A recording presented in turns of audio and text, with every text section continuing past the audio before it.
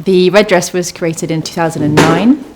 The initial idea was to create a piece of work that would draw together as many different voices and identities from around the world to create one united piece without any borders and any boundaries, just bringing together a dialogue of identity through embroidery. So some of the countries represented on the dress are Rwanda, DR Congo, Australia, Peru, Sweden, Wales, Czech Republic, Saudi Arabia, Afghanistan, Kosovo, Kenya, India, many, many more. I estimate that there probably is hundreds and hundreds of millions of stitches. Some of the panels have upwards of 500,000, even more. So I think collectively, with all the 73 different panels on the dress, it must be hundreds and hundreds of millions. There are so many stories on the dress that are very, very profound and moving. For example, the panel created in Rwanda by 8 women, supported by Kirstie, which is a textile label. And this initiative supports women by giving them employment and training and giving them loans to buy their own houses. But more importantly, they've now got community to really heal and to move forward in life from the atrocities of war that they've all been through. Also beautiful panels created in Peru and Mexico from women living in poverty. They've chosen to represent motifs and colours from their family lineage and lines, so really beautiful, vibrant flowers. Over the years, more and more work was being created by vulnerable women in marginalised situations, and it became more and more obvious that the dress had the potential to become a vehicle for expression and for these women's voices to be heard, which is super, super exciting. I used to be a tutor at the Royal School of Needlework. I taught creative practice to the foundation students, and during that time I presented the red dress only 1 year in at that point, and asked the students I was teaching whether they'd like to create their own panel, and they all did, which was phenomenal. So they each had their little panel of silk, which they took away for about 2 or 3 weeks, and some absolutely phenomenal work has been created, particularly as a sunshine and silk shading on the back of the neck.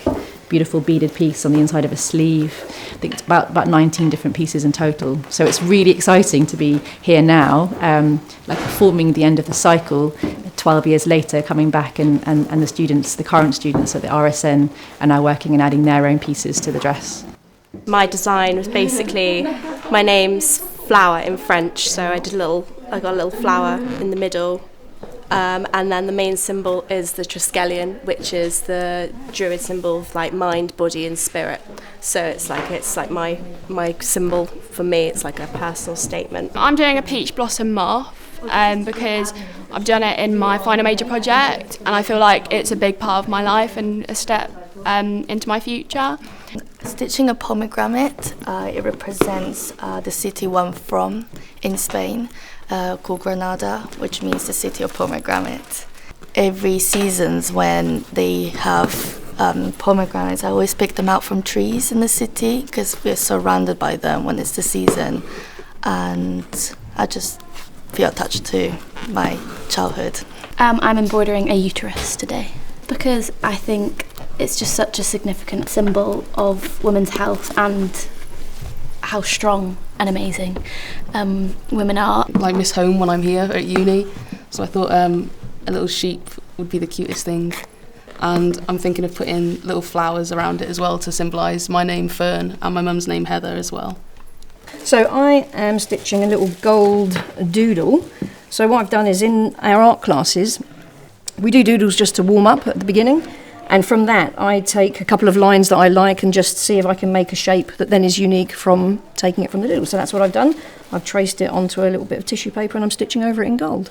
I'm stitching a small snail, which traditionally the RSN has put little snails hidden in pieces that have taken a very, very long time to stitch, like this dress.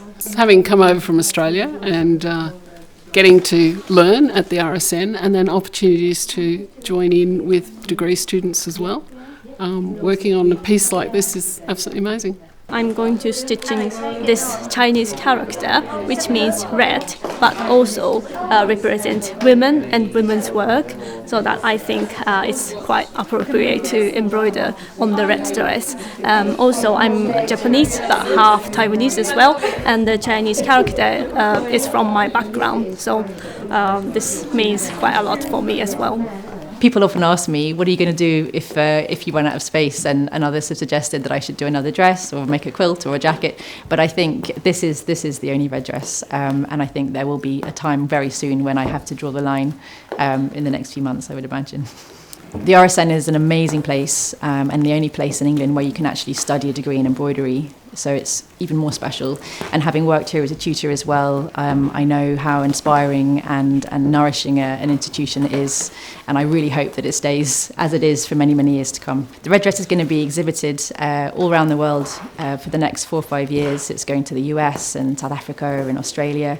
And in alongside those, I'm also doing lots of outreach events, taking the dress to vulnerable communities, people that cannot access more mainstream galleries and museums, and also bringing the red dress back to all the commissioned artisans who created the dress to exhibit their work alongside the dress in their chosen venue in their own country. So I reckon there'll be another 10 years until I've done us to do all that.